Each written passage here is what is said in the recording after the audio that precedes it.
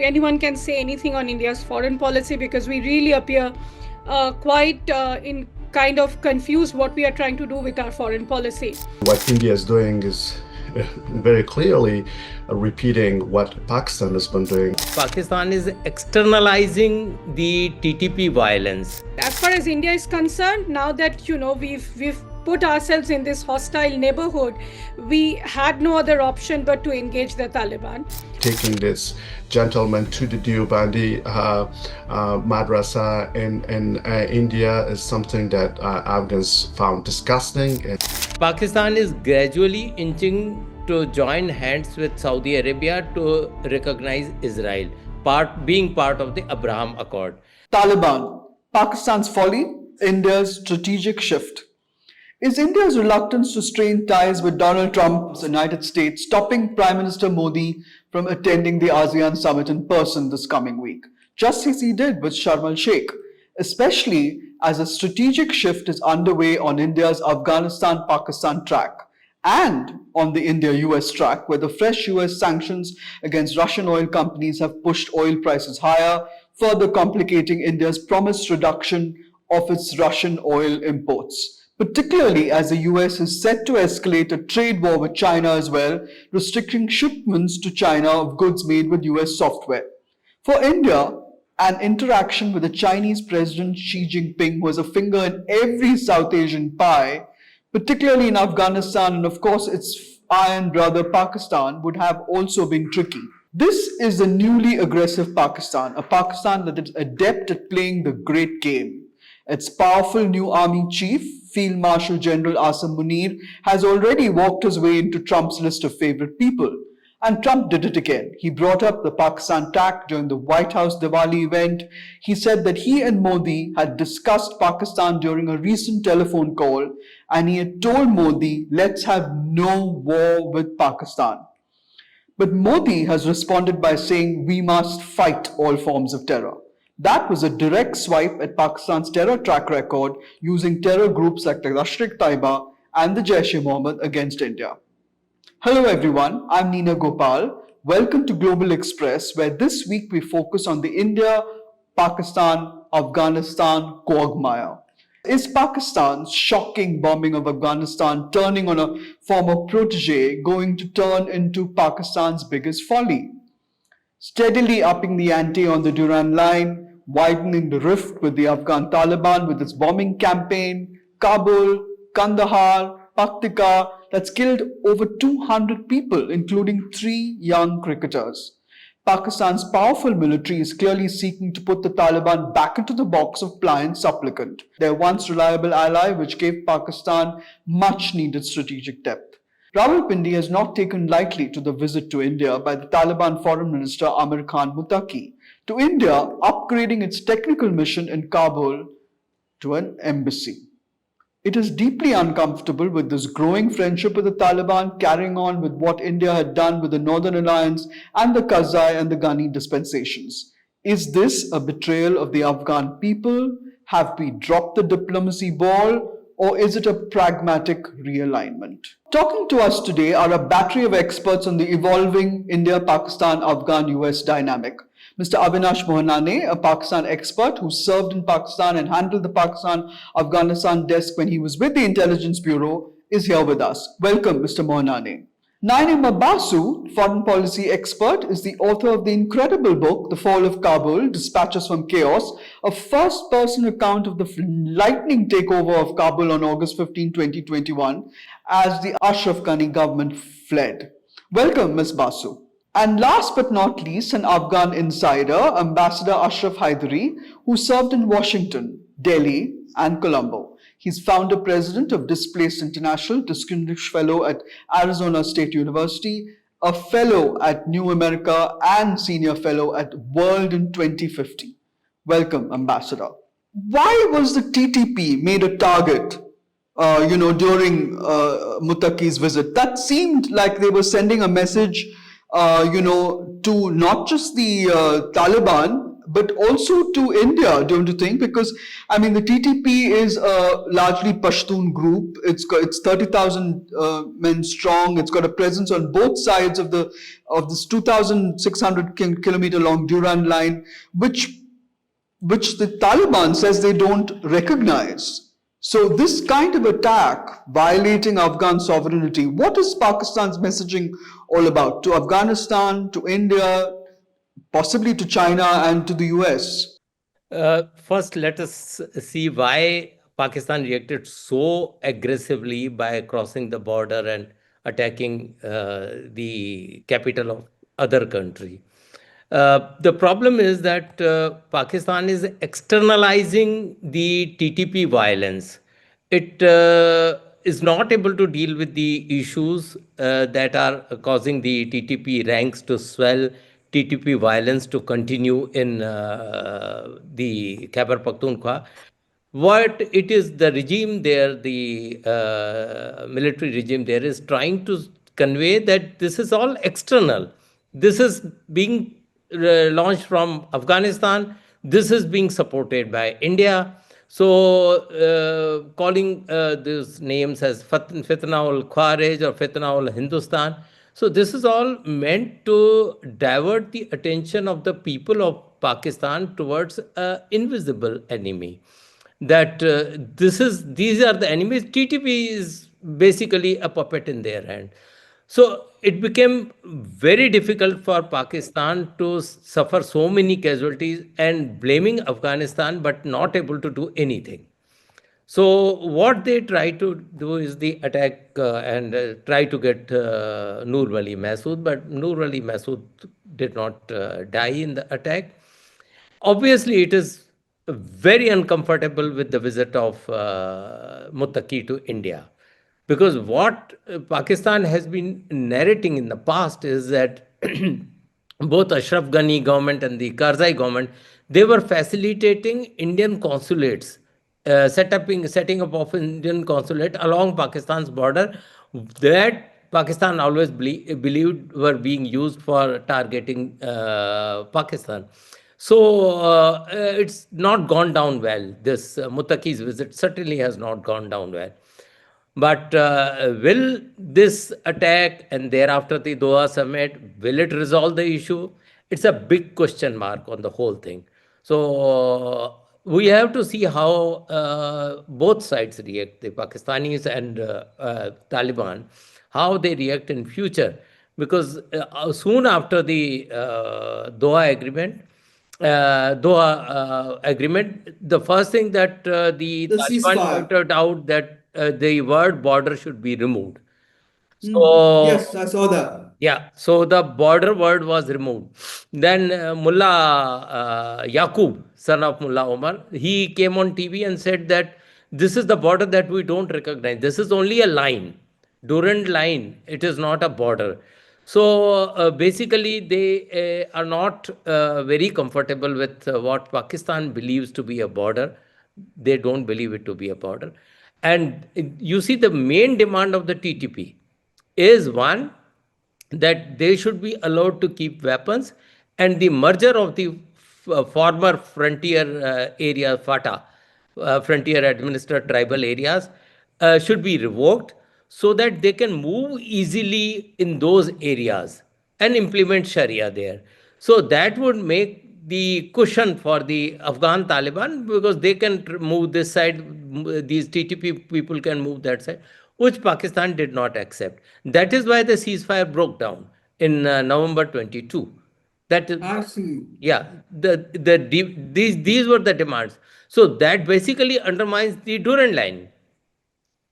If you demerger that area, those areas, and allow the TTP to operate on both sides, so obviously the border becomes irrelevant.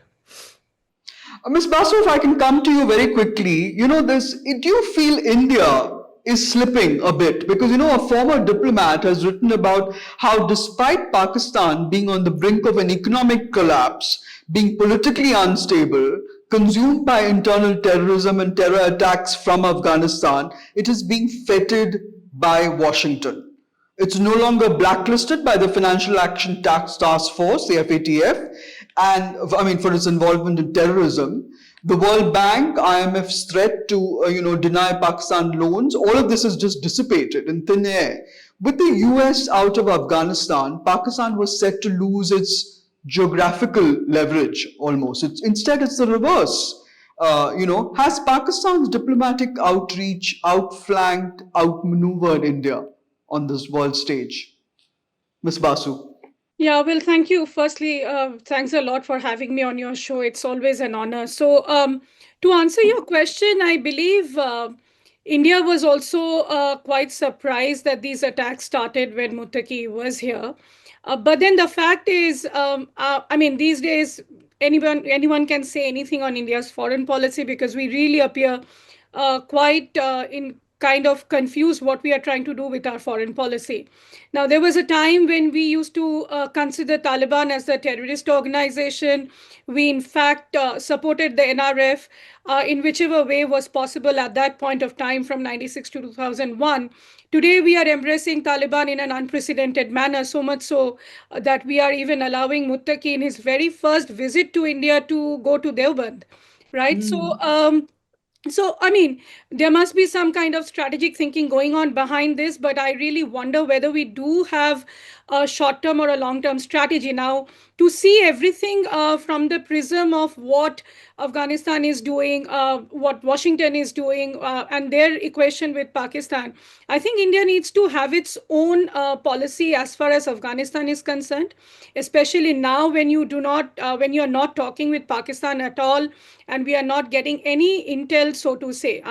Now, the thing is, very quickly, it's good that we have opened our embassy there. I do hope that we also open all the consulates that we used to have in Afghanistan to have the proper intel and not be taken, by surprise as we always do, in whatever is happening in our neighborhood.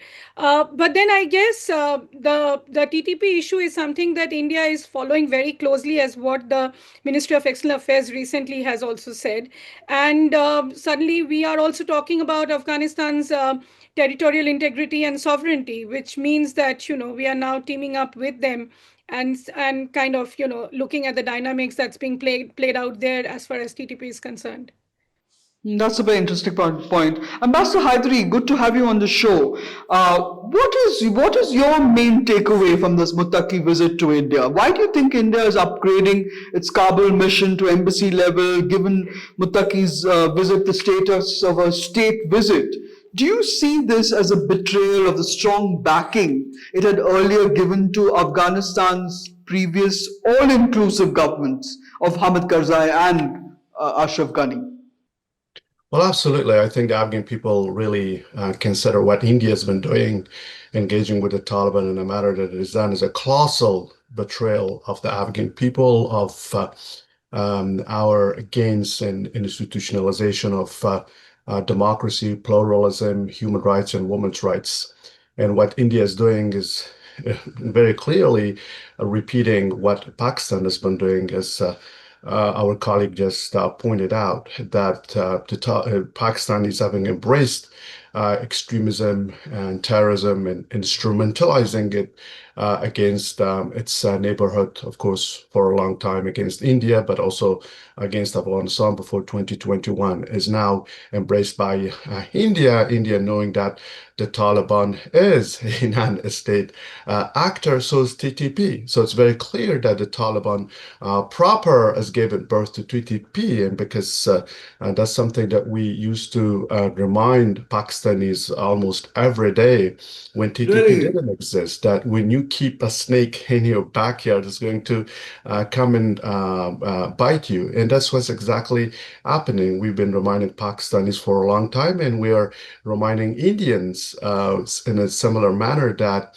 engaging with the Taliban in the way it is, hosting a sanctioned terrorist extremist who, of course, played a role in the bombing of Indian embassy and, of course, targeting Indian assets in Afghanistan multiple times. And Delhi was unfortunate. Yes, should India engage with him to the extent that the Indian national security interests dictate?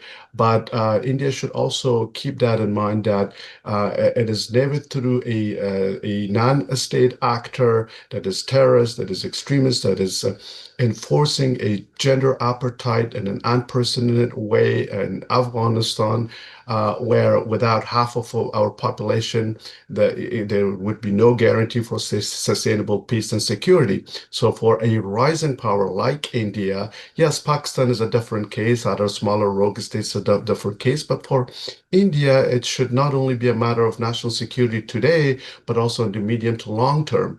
And so to trust a non-state actor that has not severed ties with Pakistan and in the institutions of extremism and terrorism in Pakistan, such as the Deobandi madrasas where the Taliban were trained, and then taking this gentleman to the Deobandi madrasa in India is something that Afghans found disgusting and unfortunately a betrayal of our people-to-people ties and traditional strong ties across different governments when state actors who are in fact in power, not non-state actor supported by the Pakistanis. Also, let's remember that Pakistan is only at problem with TTP, not with the Taliban proper. So Really? Is there a distinction? absolutely, yes. I mean, they're still speaking for the Taliban and advocating for the Taliban and bilateral and multilateral fora within OIC, within other such fora. Their, of course, complaint about the Taliban is only that they've given shelter to TTP, in which they consider as a proxy of, its rival India, or hostile enemy India. But the rest, they're okay as long as the Taliban get along. They would be fine. It's just the TTP that is supported by India against the Pakistani interests, and that we have discussed and seen in the form of frequent attacks being staged and shelled out of Afghanistan under the Taliban. Mr. Mohanani, if I could bring you in, Pakistan hasn't limited its attacks just to the TTP. It's also targeted the Tehreek-e-Labbaik Pakistan. That's not limited to Khyber Pakhtunkhwa. I mean, it's more in the heartland, Punjab. So could you give us a sense on why Pakistan is turning on the Labbaik? Who are they? What do they stand for? Because weren't they a creation of the Pakistan Inter-Services Intelligence to hold protests and demonstrations to block Prime Minister Nawaz Sharif and bring in Imran Khan, if I remember right? And would you like to also comment on what Ambassador Hydari has said, that Pakistan is making a distinction between the TTP and the Taliban? I still haven't seen that. Besides the TTP, Pakistan has also accused Baloch separatists being sheltered across Yes. border. That was Because the if you second part of the recall, question I was when going to ask Jafar you. Express incident took place, Pakistan was saying that they were taking commands from their master who was sitting in Afghanistan. So it's not limited to TTP, it is also Baloch separatists. That is one point. And Tehreek-e-Labbaik Pakistan has become now a liability for the Pakistan state. The reason being that now, if you see on the broader world stage, Pakistan is gradually inching to join hands with Saudi Arabia to recognize Israel, being part of the Abraham Accord. I Now, see. yeah. So this is why the entire defense agreement between Saudi Arabia and Pakistan and all those developments are taking place. Now, if Pakistan recognizes Israel in a country where for more than 7 decades they have given this staple diet of a principled stand on Palestine, so it's virtually giving up that. The most important thing is that this is being done by a regime which is unpopular at home. Neither army, Asim Munir enjoys a wide support, nor Shehbaz Sharif. Shehbaz Sharif also got elected because of the manipulated election. So that is why now it became mandatory for the Pakistan's ruling regime to crack down on this group and decimate it. Otherwise, it can create a wider protest in the country against the legitimacy of the government, keeping in mind the economic distress that the Pakistan is facing. So they don't want any protest to go out of hand, lest it becomes anti-regime protest, a wider anti-regime protest. So So it's the Tehreek-e-Labbaik was used to create an anti-government protest. Yeah, it was used in 2018 to 2017 to destabilize Nawaz Sharif, but now it is no more useful to them. So now that is why they cracked down, and the reaction was quite sharp from the Pakistan establishment after the Labak people killed one SH station house officer of Murid Ke. So thereafter, it was total crackdown. They have sealed the mosques being used by the TLP supporters. Then they were collecting funds in the name of their deceased father, offerings on his grave. So it is a lot of money, lot of property, and all those things are there, which they have amassed. That is why it is becoming bigger than its boot, and it went out of control for the state. So now, hence the crackdown. So crackdown was necessitated because Pakistan's regime itself is very unstable as of now. Because everybody knows that the most popular leader is Imran Khan, and Imran Khan is against the policy being pursued by Pakistan government on the issue of TTP, on the issue of Khyber Pakhtunkhwa, and on bombing of the Taliban regime. So, He's sent out a statement from prison, Imran and Khan. interestingly, the general term that we have been using, the world has been using for the Taliban government is the interim Taliban government. Ah. Pakistan has started using Taliban regime. And India, in the joint statement, said Foreign Minister of Afghanistan, Muttaqi. So we have dispensed with the interim government. Yeah, So, we are placing our bets very, very openly with the Taliban. yeah, And so completely disregarding the people of Afghanistan. It's a strategic mistake on the long run that India's making with implications on a par with, the same mistake that it made in case of the Bangladesh and the people of Bangladesh, how, India ignored the people of Bangladesh, but propped up a regime that finally fell apart. So. Yeah, also, Ms. Basu, I wanted to ask you about this lack of military parity. I mean, what is the point? I mean, Kabul and Islamabad, are not, of the equal military. They can't fight each other. I mean, literally, the Taliban cannot fight and we know now that Qatar is apparently arming the Taliban. So what was glaring was also the way that the United States did not call on Pakistan to stop these attacks on Afghanistan. That silence was very interesting. So I was curious, why did Qatar step in and mediate? Was it at the US prodding? Did you know anything about that? And there have been 3 ceasefire agreements so far in 2 weeks. Why would the Afghan Taliban not why would the Afghan Taliban adhere to a ceasefire?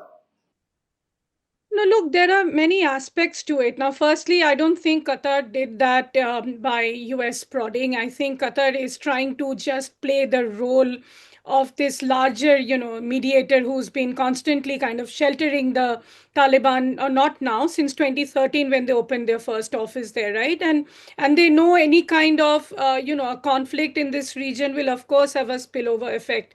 Now, keeping that aside, I think US has its own interest when President Trump talks about Bagram Air Base. It would not be, I think it would not be good to think that, okay, this is some kind of a crazy crazy president talking about some crazy plan. He's actually working towards it, is what I feel. Not, and it's for nothing that, Zalmay Khalilzad was there recently, right after That's right. Muttaqi left from India, right? So, and there are these talks going on of expansion of ties between US and Afghanistan. I mean, like, seriously, you just fought them out for 20 years. You were fighting them. Okay, maybe they're now trying to do something else, but I guess for again, as far as India is concerned, now that we've put ourselves in this hostile neighborhood, we had no other option but to engage the Taliban. Because also the thinking within the Indian strategic community is that the Taliban is now there. Unlike last time, they have 100% control over that country. There is no active anti-resistance, I mean anti-force against them, which was there last time. And so there is this, and also the fact that, as I said, if you're not talking to Pakistan, you really need to have something with, some dialogue going on with Afghanistan to understand the dynamics there. And let us also not forget that while it is very easy to say that India is doing whatever is doing is wrong, I have always been advocating the fact that, we forget about the Afghans that are there inside that country who are suffering. There is this economic collapse that has completely happened there after the takeover, and what is happening to them? It's a different thinking that the Afghan diaspora has now, who's left the country and now settled abroad. But then what about the Afghans who are sitting inside? I mean, I get calls, messages from students there, from young traders there, who now have started coming to Delhi a little bit, with their dry fruits business or whatever. They really need to have a future. They also need to have, I mean, whatever said and done has happened in this Look, country. madam, I completely We, refute that. I am here, yes, I'm abroad, but I'm daily in touch with people. Perhaps, unlike you, I have family suffering on the ground, including women and girls having been banned. So what I'm saying is, yes, future, but you cannot have a secure future under the Taliban. I wonder if India would be secure under the rule of a terrorist, extremist, sanctioned entity that is enforcing gender apartheid that has not been recognized, that is completely isolated Afghanistan and recently put an internet ban on the country, whose leader no one has seen. It's at best, as I said, a non-state actor. Yes, they're sheltering regional terrorist outfits based on which regional countries, including India, engage with them. On the short run, it makes sense because each of these countries in the region have an interest to look after their, security concerns. But on the long run, the Taliban being rejected by an overwhelming number of Afghans, and those who, are okay with them, with the status quo, simply because they have no choice. What would you do as a woman if you were in Afghanistan? You couldn't do anything, nor could your husband or your brother. You have to live there because you have no means to flee. Every well, Afghan, let me, because I'm then running an international organization that is fast growing for the focus on forced migration and displacement, despite the fact that Pakistan and Iran are forcibly deporting Afghans by thousands. Afghans are still fleeing Afghanistan because there is no life there. It's only existence given the multiplicity of crises. There are at least 6 intertwined crises under the Taliban, from political to security, political, a lack of legitimate government. We know about that. I don't need to explain. Security, the Taliban are hosting regional and global terrorist outfits numbering over 20, foremost victimizing the Afghan people with the mushrooming of madrasas, all these radicalization factories with implications for regional stability, foremost for India, which the Taliban consider infidel, that at some point needs to be converted into, their version of Islam. Economic collapse, which you just named. People are literally over half of the Afghan population need humanitarian aid. And then you add gender apartheid, where, any country you consider with over half of its population completely imprisoned, there can be no hope for sustainable peace and stability in that country with 40 million population, with direct implication for Pakistan and India.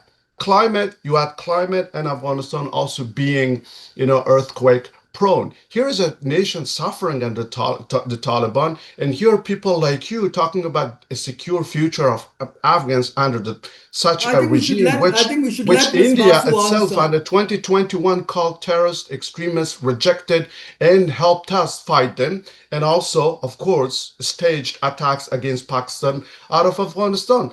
So is the situation to do through TTP. And so is the case with China. So is the case with Iran. All these countries, unfortunately, for the Afghan people, are engaging with the Taliban basically with a focus on the terrorist and extremist groups of their concern. For example, China's just concerned The about Uyghurs. ETIM, East Turkestan Islamic Movement. Uzbeks and Russians and Tajiks are concerned about IMU and related entities. But no one is actually caring about the root cause. The root cause, the matter of the problem in Afghanistan for the Afghan people and for the region is the Taliban. But the Yeah. So, region is not touching the Ambassador, Taliban, simply hoping that by engaging with the Taliban and just taking care of, like, their the terrorist group of interest, or you renting those against one another, like Pakistan and India are doing, that somehow, the Afghan people will have a secure future. No way. The Afghan people are suffering. I was there in 2021, Nina, as you are aware, and there are people, there are just abject poverty there. We cannot ignore them and we cannot keep Taliban in isolation. The fact that so many countries are engaging with them, yet not giving them formal recognition, is the fact that you need to have people to people linkages. Unless you engage with the Taliban, that P2P is not going to happen. So can we move on? Can we move on to this conspiracy theory that is doing the rounds? Is there a bigger plan of giving the Taliban enough room to one day hive off the KPK and Balochistan and truncate Pakistan? This is something which keeps on being talked about. Mr. Monani, would you like to comment on that? Yeah, sure. Look, Nina, first is that we have to see what is the US interest in this region. The first and foremost interest of the US is to keep CPEC inactive, China-Pakistan Economic Corridor. yes. And for that, they need TTP. The Americans need TTP to keep this region destabilized. They left so many thousands of weapons which are in the hands of TTP. So this road has to become dysfunctional. So that is how the biggest reason for the continued support by Taliban to TTP. Number two is that if American flag can't fly on the Afghanistan's mines, then Chinese flag should also not fly. Oh. Number two. And this is why, because rare earths, if China is able to access more rare earth and stockpile it further, it can use it for defense and defense, space, and other technologies. So it will make China more economically strong, more militarily strong, which Americans don't want in any case. The limited, of course, on terrorism part, limited interest of Americans is that ISKP is kept under control. Yes, I was going to say this is the main purpose of this game. Yeah, so ISKP we also don't want. Then engaging with Taliban becomes necessary for us also. The reason being that before Taliban completely controlled everything, Lashkar and Jaish had some presence, particularly Lashkar-e-Taiba had some presence in Kunnad and Nuristan. But Taliban has cleaned all these places. There's absolutely no anti-India group operating from Afghanistan as of now. So that adds to the credibility of the group that on India's front, it is not disturbed the equation. Now, the Chinese interest is that it has to ensure that this TTP menace is controlled so that its personnel and its equipment, its everything is safe.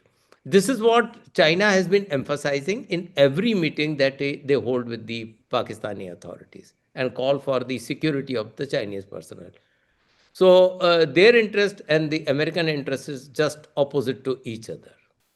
So, in fact, there's a question I wanted to also raise about the Northern Alliance, the former Northern Alliance. I mean, there are many members of the Northern Alliance who are quite happy to do business with the Taliban, and there are as many like Ambassador Haidari who are will continue to remain anti-Taliban because of the kind of torture that they were put through when they were, when the Taliban was in power in the 90s.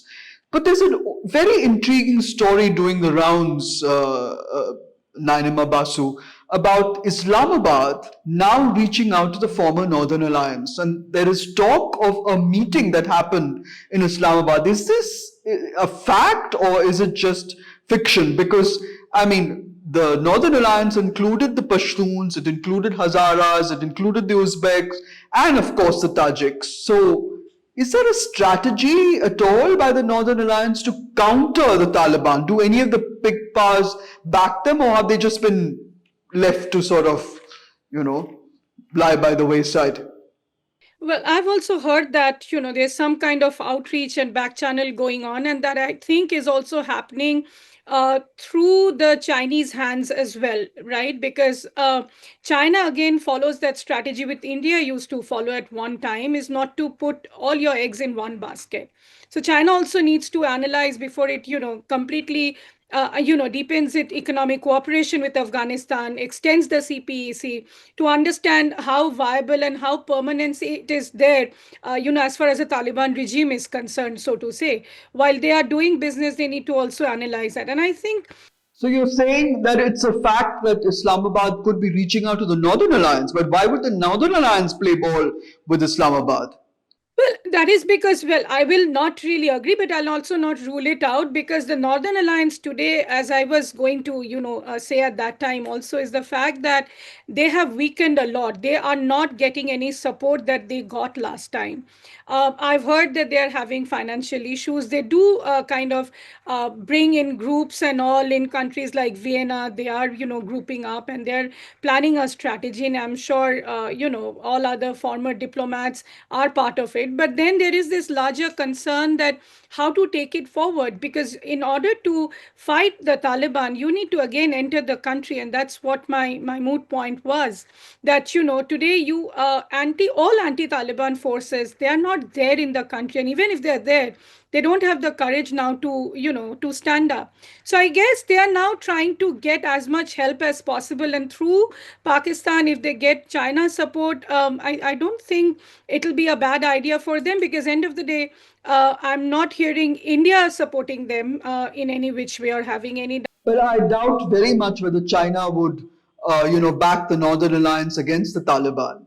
They will Given probably just analyze it, how strong they are and whether they have the capability to, in the future, maybe 1 or 2 years or 3 years down the line, to come back and again oust the Taliban from power. You never know. But then again, there is this American dynamics playing out, and if you really have what President Trump said, that his favorite field marshal is now Field Marshal Asim Munir. That's I'm right. sure his Bagram Air Base dream probably is going to be worked out in some way or the other. In fact, that is actually a good point to raise with you, Mr. Monani, on Bagram Air Base, because there was a story doing the rounds just a couple of days ago, which said that, when President Trump had said the Bagram Air Base should be handed back to the US, the Taliban said it would not be handed over. Now the story, unconfirmed, unverified, is that the Taliban is considering giving Bagram Air Base to India.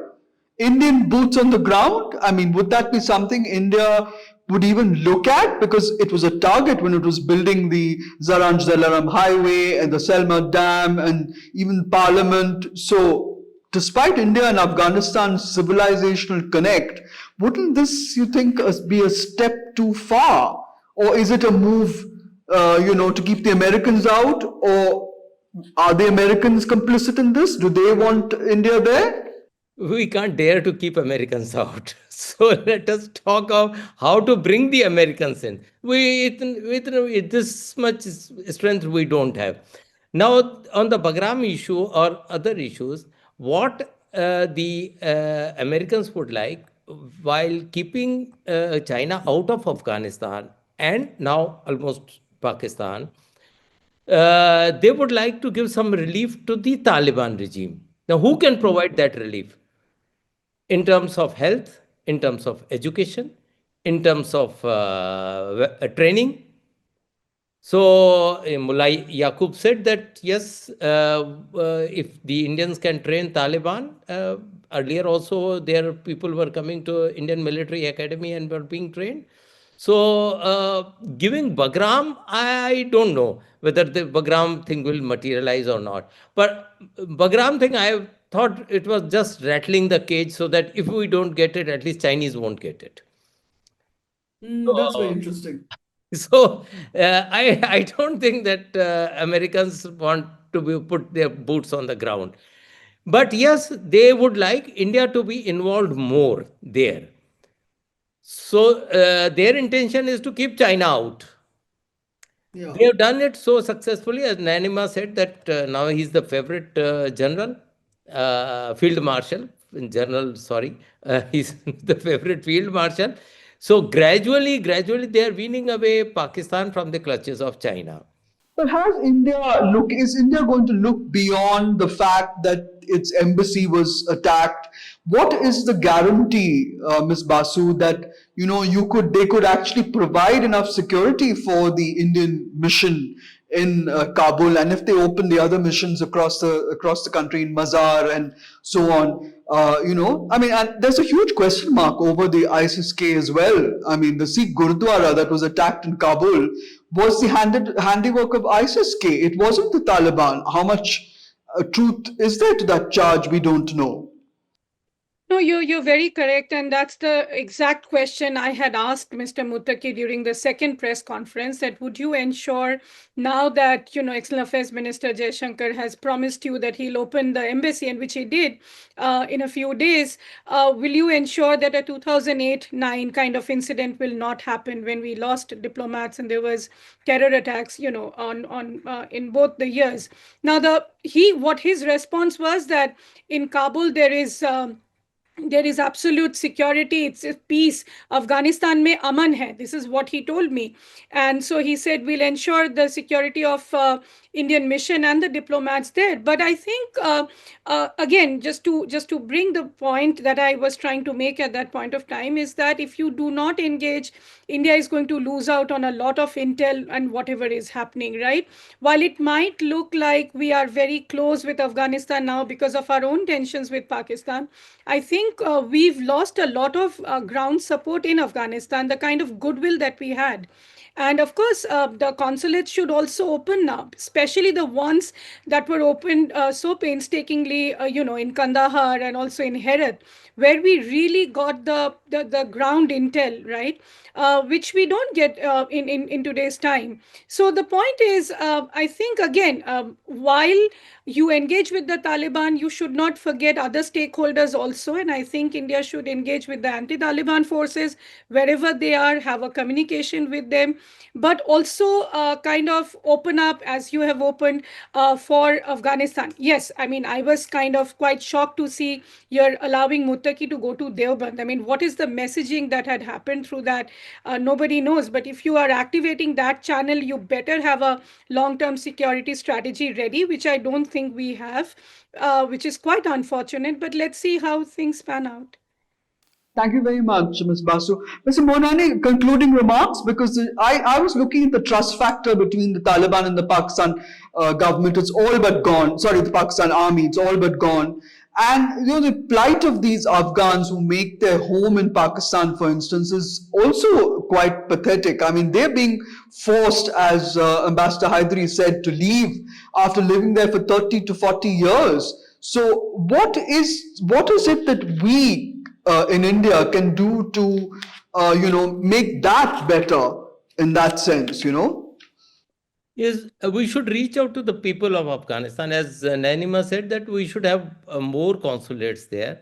Health is one, because we have agreed for 20 ambulances. This is just peanuts. We can give many more ambulances. But maybe this is just a beginning. we can reach out to the people of Afghanistan and earn a goodwill for us, have the hospitals running, have these education system running there, water supply, dams, all kinds of things that we can construct there. We should be coming forward to do that. That earns a lot of goodwill for India. And goodwill is the most necessary thing. Because look, right now, whatever may be the reason, Pakistan is a hated country in Afghanistan. For all its instability for more than 4 or 5 decades, the Afghans blame Pakistan only. They don't blame India for that.